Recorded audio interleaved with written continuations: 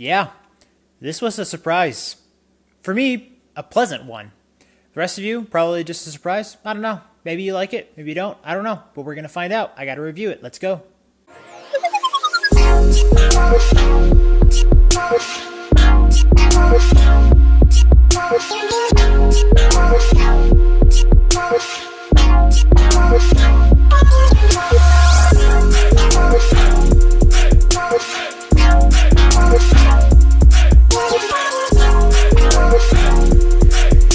Welcome back to Y.E.S, everyone. Today we're going to talk about the 8th studio album, On Earth and in Heaven, by Robin Thicke. I first heard of Robin Thicke on his second studio album, The Evolution of Robin Thicke, back in 2007.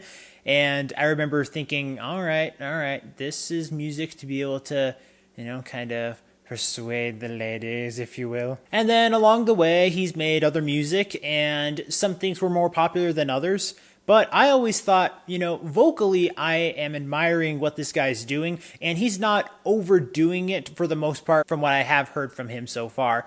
I always liked what Robin did with his music. But after Paula, his album back in 2014, I guess we were just waiting for him. I know he's made some other TV appearances and other things like that, but music, we had to wait until now, I guess. So what are we getting out of this album? The best way I can try to describe this album is this isn't necessarily the style of his voice that it's going for, but the style of music that it's going for feels much more island, tropical, and cruise line kind of music. I don't know if someone's going to take that as a negative. I view it as a positive. Anything that gets me in the mood or makes me reminisce of summer times and things like that, I enjoy that quite a bit. Now, I don't mean exclusively like on beaches, but kind of more like maybe a nice hotel or on a nice cruise ship that just, happens to be by the ocean side, obviously. Like a slightly more elegant party that happens to be by a body of water. Okay, so now I've framed a picture for you for this album. How's the music itself?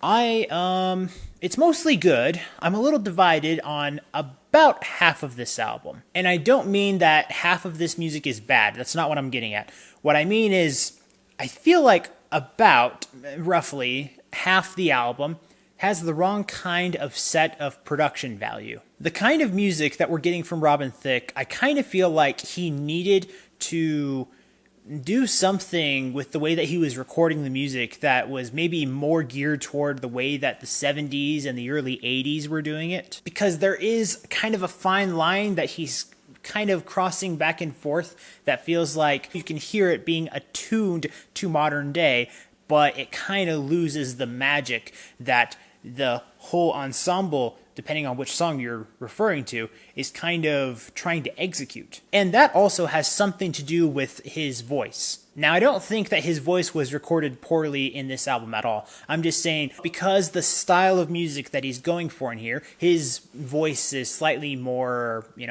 light and airy compared to some of the other production choices in this album, you kind of feel like there's quite a contrast and difference. And by default, that also can affect some of the creativity choices that we have here as well. The best way to summarize it is just that it feels distracting. Not the whole album, once again. Now, if this was being played through the cruise ship speakers, maybe you wouldn't be caring. But if you were hearing it live, but you were hearing that exact way live, you probably would think, sounds a little strange. But if Robin Thicke himself was playing this music with a live band, then it probably would sound pretty awesome. I really do believe that. If he had a concert with this music, I probably would go want to see it, actually. So let me give you a couple of songs where I feel like he did it right. Probably the best example of this is, in fact, the first track on here, called Lucky Star. Lucky Star.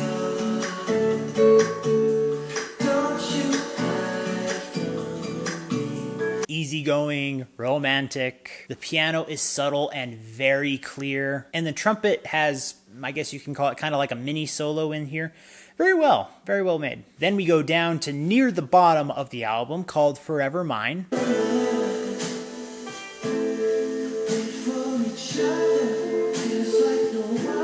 This one actually does feel like it has an orchestral band recording to it. This is where where's the rest of this in this album? Because this is beautiful. And then what I think I personally would consider the third best song is called Out of My Mind.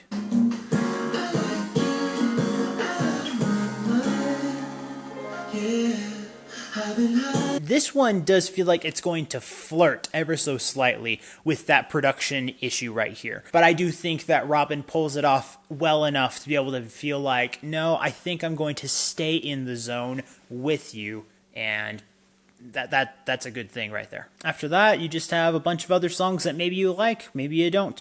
The song Ola goes for like this electric 90s rock thingamajig.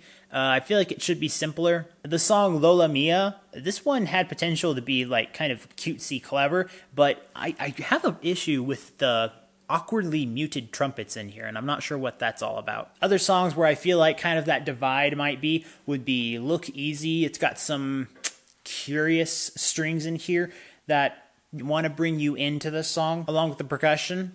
Pretty good elements that are added in here. The 9th track is titled Take Me Higher. This one has a great guitar at the beginning, and this is kind of a moment where I'm like, this is how this album should sound. And then once the guitar is over, kind of turns over a new leaf into that awkward but not so perfect type of production. I think you get the point. I'm divided on this album. I don't think this is a bad album whatsoever. I just think that maybe this album is going to sound better live. I don't think it should have been a live album, but I think that if you were hoping to hear Robin Thicke once again, this is actually an alright start for him, and I think that if he has the chance to go out and perform these songs, I think you will actually like them a lot more if you hear him live. So, after having listened and reviewed this album, I'm going to give production a B, creativity a C, expression and lyrics a C, and how would I recommend this album?